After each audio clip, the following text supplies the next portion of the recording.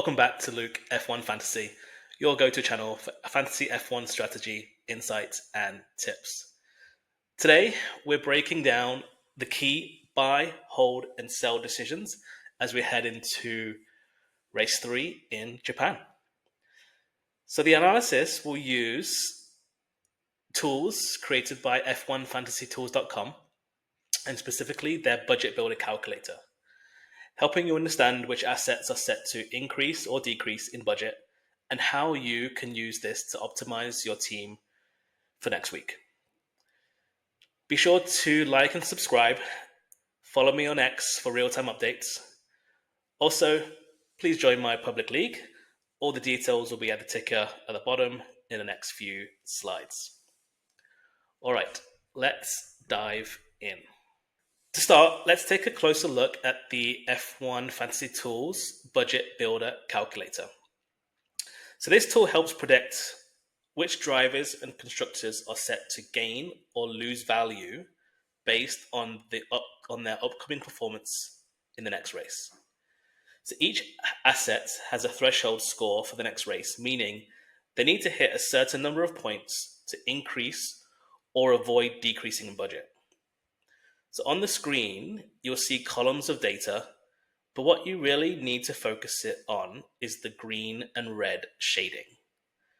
Simply put, green equals a positive expected outcome, so likely to see a price increase, whereas red is more of a negative expected outcome, likely seeing a price decrease. So there's our Tier B drivers on the left and Tier A drivers on the right. And feel free to pause this screen and come back to this part of the video if you want to take a closer look. Onto the next screen will give us the constructors. Now let's move into our buy, hold, and sell recommendations.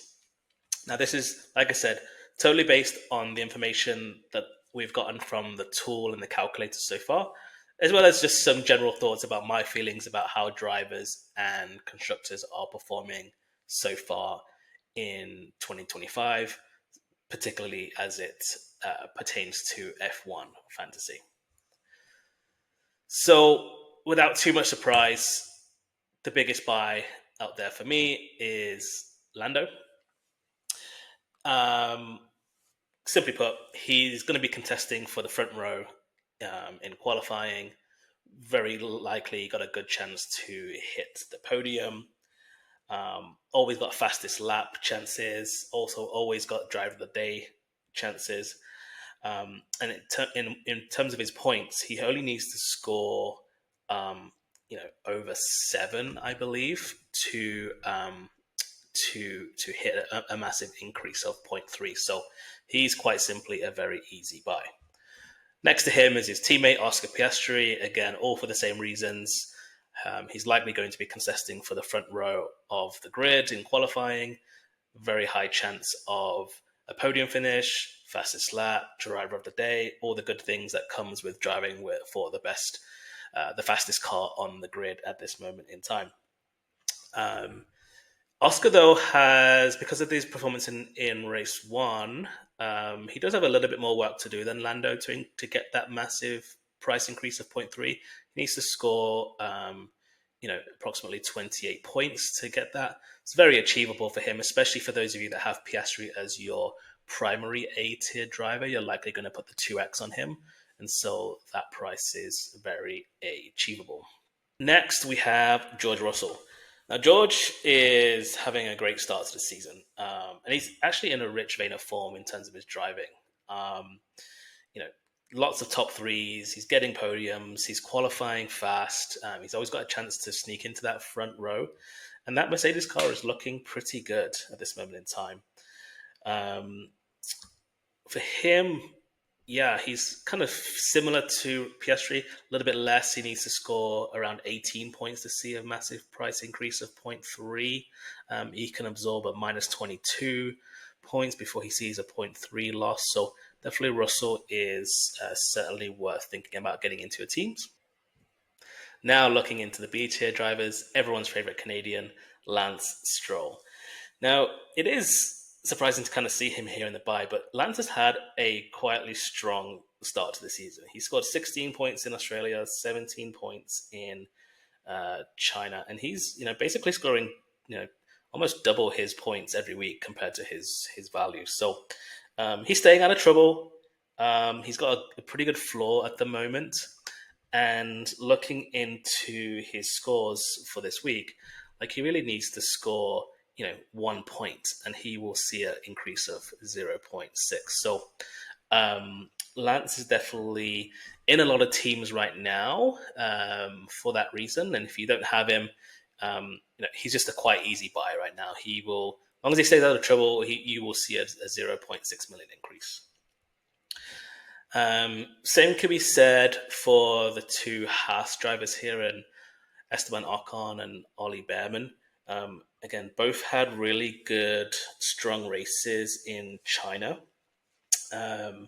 Again, both of them scoring like over 20 points. Again, like 2xing, 3xing their current value. And we kind of wonder: is Haas on the up? Are they that midfield constructor that are actually quietly making some improvements? Ollie looks very fast. He's a racer. He's kind of got that overtake ability in him as well. And for both of them, again, their price thresholds to see an increase of 0.6 is really low. Over minus 2 points for Ocon and over 3 points for Ollie Behrman. So very achievable for them, and definitely should be considering buying them and putting in your team, especially for this week. And then lastly, in this category, we have Nico Hulkenberg. Now, Nico had a strong race one, kind of an iffy race two, but he scored enough points in race one that things are still looking good for him as we will roll into this last race of the 3-race average. He has to score 6 points to see an increase of 0.6 million, which it might be considered. Is that achievable? Considering he got 20 points in his first week and 2 points in his second week, so if he doesn't quite get there, he could be at risk of losing you a little bit of budget. But for his price of what he costs right now at 7.6, and how little points he needs to see a 0.6 million increase, again, he makes up a lot of teams right now. But if he's not part of your team, and especially if budget is part of your plan, then Nico Hulkenberg is a definite buy. But he may only be in this category for one more week because it is Kick Sauber. We still don't know fully their reliability over the course of the season, so we'll see where he ends up next week. Now, moving into constructors, the top two are going to be pretty easy buys here, and a lot of teams may already have these two constructors, but McLaren and Mercedes definitely have had the strongest performances in race week 1 and race week 2 so far. All around, they're in a very strong position currently. They could absorb a minus 60 points and minus 52 points to actually see price increases. So definitive hold. In my B tier, I have slipped in Haas in my buy category. And if you watched my video earlier this week where I talked about missing out on putting Haas into my team for China, they are looking good for another good performance, with Japan being another high-speed track. And at 8.2 million, they definitely do strike as value. And currently, as long as they score over 31 points, they will be able to get you a 0.6 million increase. So they are definitely worth buying into your team.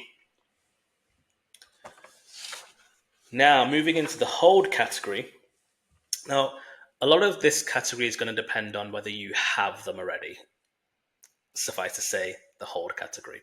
And certainly, especially for this will be for those of you that you kind of want to get them out of your team, but they're not a high priority to get out of your team, especially if you want to sort of save over a transfer or you don't have enough transfers yet. So that's how we're going to sort of make up this team. Leading the category, we have Max. So this is for builds that already have Max in your lineup. he's great. Max is getting the best out of that Red Bull car. He's still looking super quick. He's uber talented. Um, it's just whether the car can match his ability as a driver at this moment in time. Um, so, watch out for the sims, see how Max is doing in comparison to the other A tier drivers, especially Russell, Norris, and Piastri. Um, but considering his costs is quite close to Norris, like if you have the budget, it may be worth seeing if you can squeeze up to get into a Norris. However, if you're kind of struggling and you're kind of wanting to get some of those B tiers from the buy category, then maybe consider swapping out Max for a Piastri or a George Russell, which will then free up some budget for elsewhere on your team. Um, Antonelli takes the next spot on my hold. Now, this is because a lot of people went ahead and put Antonelli in their teams for China, with the previous thought being that because he was under 20 million, he would be categorized as a B tier driver and obviously in that category for larger gains. That turned out to be not true, and actually 19 million is the cutoff. So now Antonelli is an A tier driver. Um, that being said, his strong performances in the last two races gives him a position where he just needs to score more than 9 points in the next race to secure a price increase of 0.3. For most of you, you won't be putting your 2x on Antonelli. You likely have Piastri already in your build as well. So just kind of remember that he's probably not going to get the 2x on your team. So again, as long as he finishes the race, qualifies well, that should be achievable for Antonelli. But consider what you're giving up in price, in points lost by not having perhaps one of the more experienced A tier drivers like Lando, Oscar, and George. Now, moving on to the B tiers, again we have Alex Albon, who's had a couple decent performances, 17 points and 11 points in the two races respectively. He's the most, he still is looking comfortable in that Williams car. He's still able to qualify, do a hot lap in it really good. He's still racing quite well. But the next race kind of puts him in a bit of position where he needs to score over 19 points to see an increase of 0.6, which is going to be a score that he hasn't achieved yet this year. Doesn't mean that he can't get it. We just haven't seen it yet. So again, this might be for a team that already has Albon in their team. Maybe they're looking at priority transfers elsewhere, and Albon's perhaps not necessarily that biggest priority at the moment. So for me, he would be a hold for you. Considering his price cost at 12.8 million and the points that he's churning out, there may be better value in that B tier, especially if budget gain is part of your battle plan going forward. Now, the last two drivers to make up the holds is going to be Liam and Yuki. Now, when I say hold, I really mean just hold off thoughts for right now. Actually, what we really should be doing is selling both Yuki and Liam. That means Yuki, that is a VCARB driver, and Liam, that is a Red Bull driver.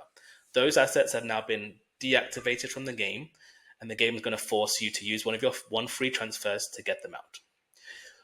However, don't make that transfer just yet because we need to know what we're going to do with it. So right now they are holds. Let's just wait and see till next week, see what the Sims are doing, and maybe we want to put them back in in our teams with their new constructors. So it's going to be exciting. Both drivers are going to be in a brand new car for the first time. Yuki's going to be at his home race. Liam's got a little bit of pressure on his shoulders now to deliver in the VCARB. I think it's setting up for a great weekend for both of them. Great storylines. And you know what? The popularity of Yuki in Japan, definite driver of the day potential. And Liam Lawson, if people just feel a little bit sorry for him, and if he has a good race, especially that VCARB, like Yuki's looked good in that VCARB too. So, if Liam sneaks into that top 8, then you never know. He could be close to a driver of the day potential as well. So they are holds for now, and let's wait and see. The constructors.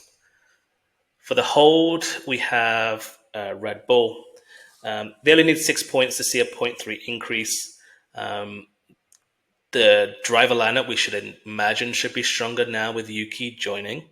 And they also have great pit stops. So for those fastest pit stop points, they are a good bet for that.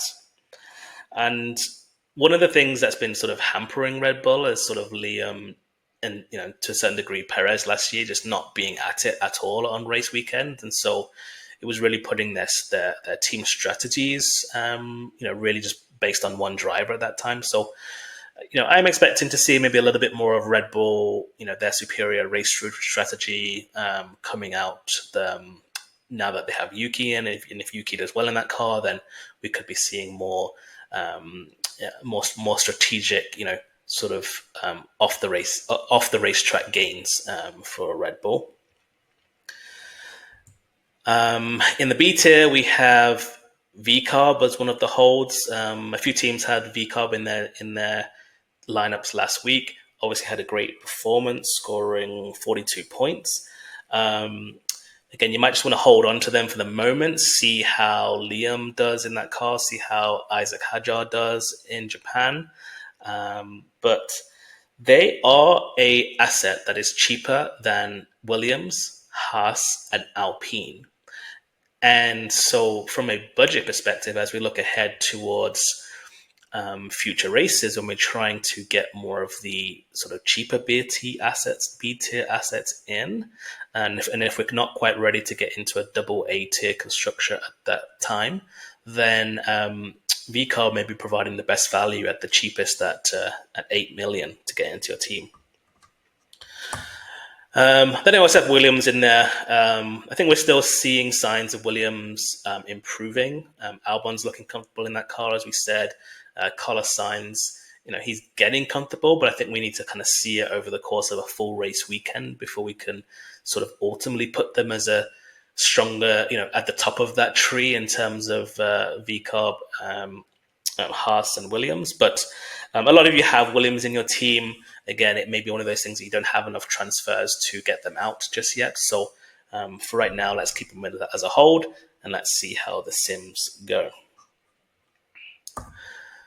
Now moving into our sell, we're just going to kick this off with the two Ferrari boys, Lewis and Charles. Now, despite Lewis, even winning the sprint last week,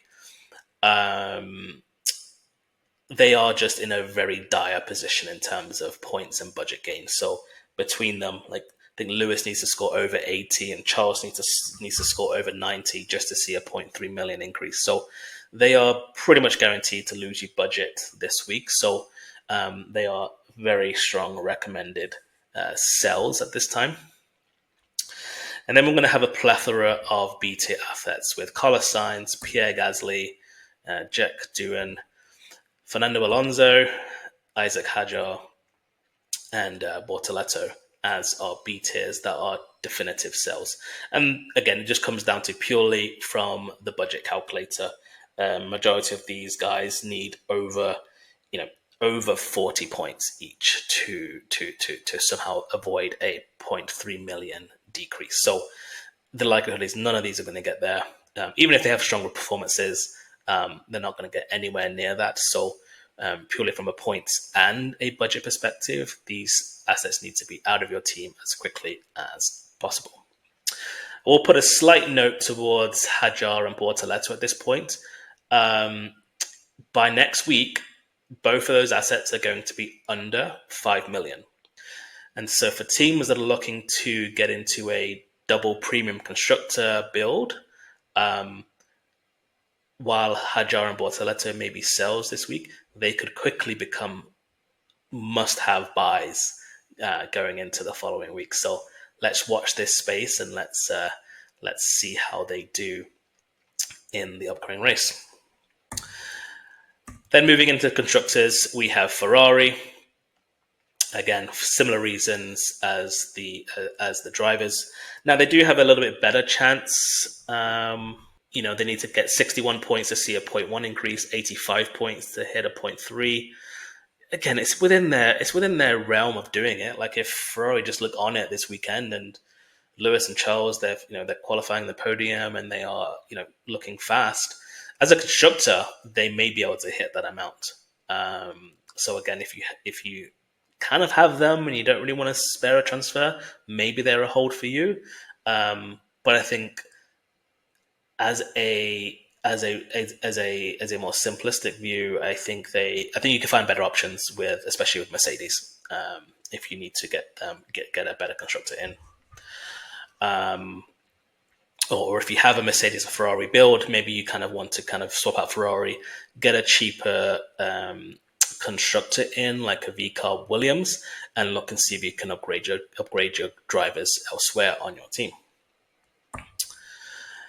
And then into the constructors, we have Kick, Aston Martin, and Alpine as our cells. And again, purely because each one of those drivers is carrying sort of DNF points, so their ability to improve is quite limited. Alpine need to score over 50 points. Aston Martin need to score over 22 points. So unlikely they're going to see price increases. Kick, we'll give a special shout out. They need to score over 8 points to see a 0.6 increase. They've scored 3 points and 12 points respectively so far this year, so it may be possible for them to get there. And at 6.2 million, if that's all you can afford, they're not the worst. They're not the worst decision you can make this week. But if you do have the chance to upgrade into a VCarb or a Haas, then that might be recommended for you there. So that's it for this week's buy, hold, and sell breakdown. Let me know in the comments if you agree with these picks and if you're making any bold moves for Japan. Don't forget to like and subscribe. Follow me on X. The details are down below. Join my public league. Thanks for watching, and we will see you on the next one.